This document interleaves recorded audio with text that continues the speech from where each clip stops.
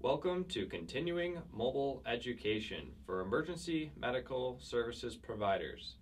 This is Respiratory Issues, Episode 4, Foreign Body Airway Obstructions. After viewing this episode, participants will review foreign body airway obstructions in the pediatric patient. Participants will also review the identification and assessment of foreign body airway obstructions. Finally, participants will review the pre-hospital management of foreign body airway obstructions. Here in the emergency room, there are nurses who are adult nurses who work in the trauma bay. And in the last year, there was an adult trauma nurse who I've never seen rattled, no matter what came in, come flying into the emergency department with her year-old son. He was crawling on the floor in the kitchen, and she saw that he was gagging on something. When she picked him up, tried to hit him on the back, get it out, nothing came out. But depending on how much activity he had, he would have these cyanotic episodes. She brought him into the hospital. You couldn't hear an obstruction, and we sent him for x-ray, which showed no foreign body. Now, in order for a foreign body to show, it would have to be radio opaque. Came back, and he was sitting on the bed next to his mother and kind of did this, reached in his mouth and pulled out a piece of Scotch tape that the mother said they had been wrapping presents for a birthday party the day before, and it must have ended up on the rug. So we couldn't see it on x-ray, but based on the presentation, we knew something was there, and as it turned out, the kid worked it out of his own. Most foreign body airway obstructions happen in children under 5 years old, and classically even under 3 years old. Remember that an infant that's not crawling yet will usually not have access to foreign bodies, unless there's something that's gotten into their car seat or their area inadvertently. But usually the age group from walking or crawling on until about age 3 or 4 are the time that you'll worry most about foreign bodies. The type of objects that are most common in foreign body obstruction really depend on the age group. And you can think about what children have access to and what they may be eating as well. But smaller objects, often toys, but sometimes things that aren't meant for children that were left within reach of children can cause foreign airway obstructions. We see a lot of kids who swallow coins. We see a fair amount of kids who swallow batteries, especially watch-size batteries. And batteries are of concern because if there's any break in the integrity, batteries have acid in them.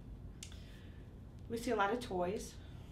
There's a particular toy on the market called Polly Pocket. I've seen a lot of Polly Pocket shoes that have been eaten. And we see food.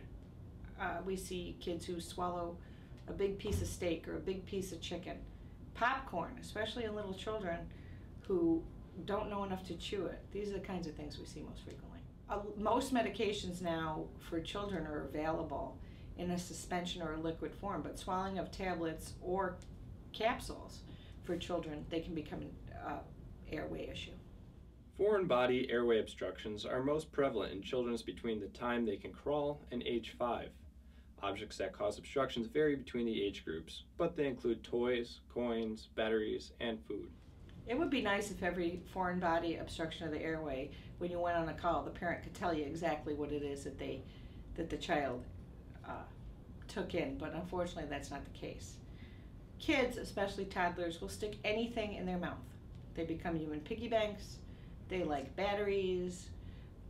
Anything that they can stick in their mouth, they're at risk for swallowing.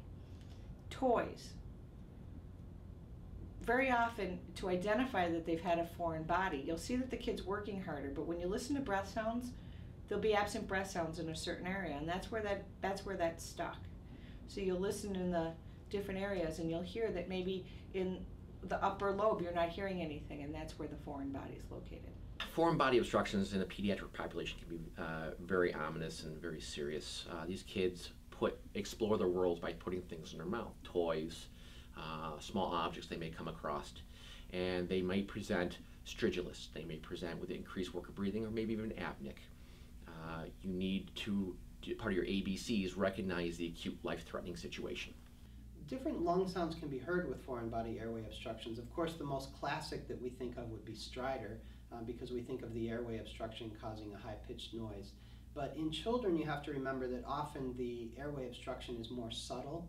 And for instance, maybe a small marble-sized ball that's small enough to work its way down into lower airways, and it may only be obstructing half of the lung space or one lung.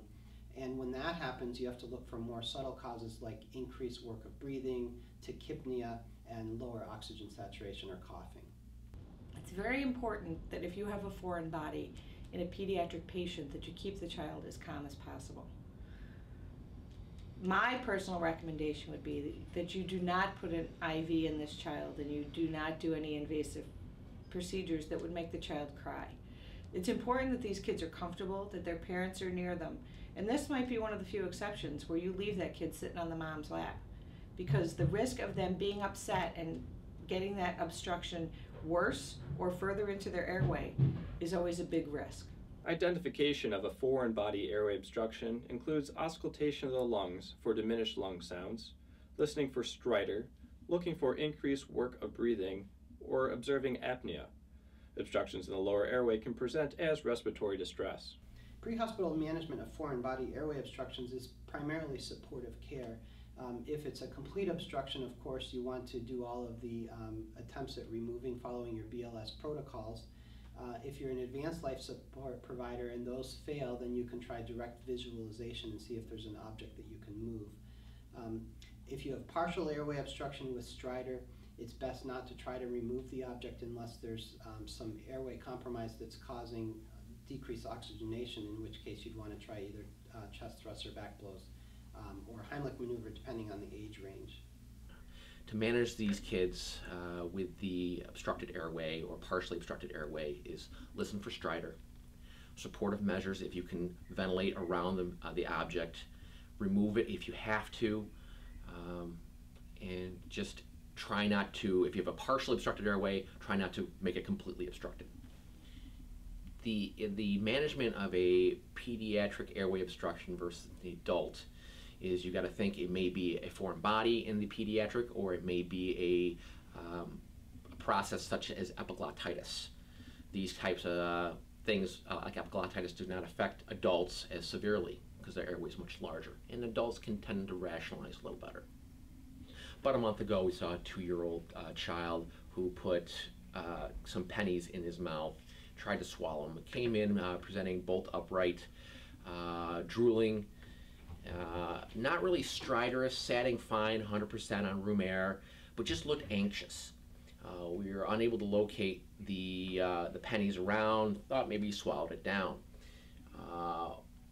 We just did supportive care and transported the patient to the hospital.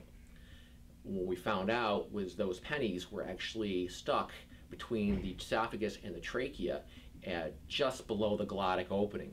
And any movement of that patient and would have a complete obstruction. The pre-hospital management of a foreign body airway obstruction includes supportive care. Back blows or chest thrusts are appropriate for complete obstruction. Do not attempt removal of a partial airway obstruction with stridor.